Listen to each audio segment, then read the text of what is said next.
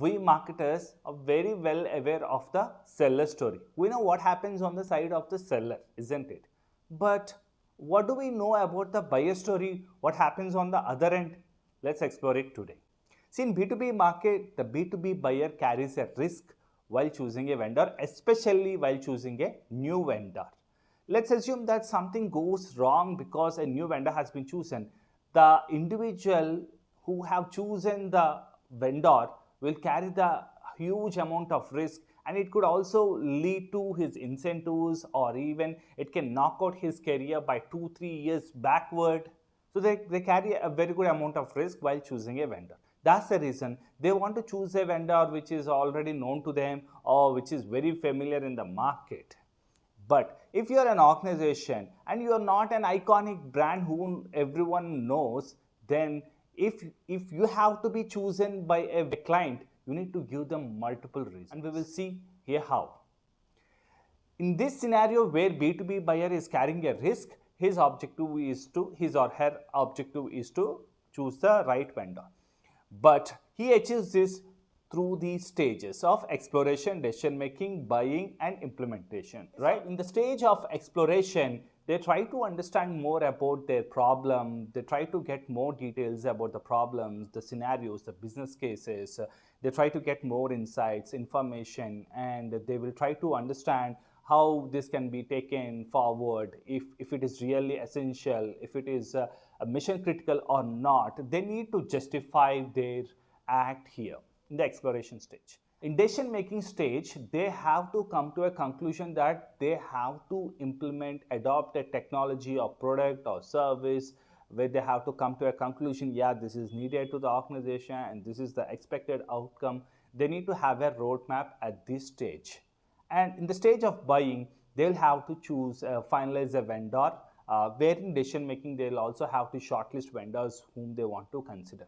In buying, they have to finalize a vendor, and in implementation, they have to adopt the product or technology or the solution that they have opted for. These are the 4 stages of the buyer. Now, what is that we are doing with these 4 stages here is that a B2B buyer doesn't want to interact with a supplier or a vendor in the stage of exploration, or even as much as possible in the stage of decision making also. The reason is, let's say you are a vendor, and if I am coming to you and asking you for some help at an exploration stage in terms of insights or information, hey, build my business case, hey, give me some information about your product or service, how it can help me, then later on stages I will incur a debt of obligation, isn't it? I will have to favor you back because you have favored me in this stage of exploration. So a lot of people don't want to, and also in this stage I'll have to give you information while I seek some support from you, isn't it? So that's the reason in the stage of exploration, a lot of people doesn't want to interact with the salespeople because they want to explore it independently. And in the case of decision making, they have to prepare the roadmap, all with the business cases, and also quantify them, justify it internally that they need this because of this, and this is what the outcome that they would be expecting. They have to do all this. And so the bottom line of this story is that as a brand, you have to create a self-serve part in your customer's journey. Why self-serve? So that they would be able to do their exploration and decision making with your help without interacting with your sales. What is that you get if your salespeople are not involved in these stages?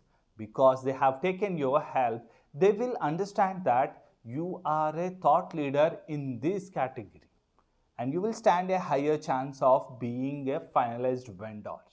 And the way you can create a self-serve part in the customer's journey is by creating some tools on your website where they can compare you and your competitors, or where they can give some data about their problems, and then you can have a tool which generates the insights or roadmaps, or even some business cases that reflect the solutions for their problems, or even some information, some infographics that help them in getting more clarity on their problem, throwing more light on their problem, and what are the available solutions, and how you are the right person for these solutions.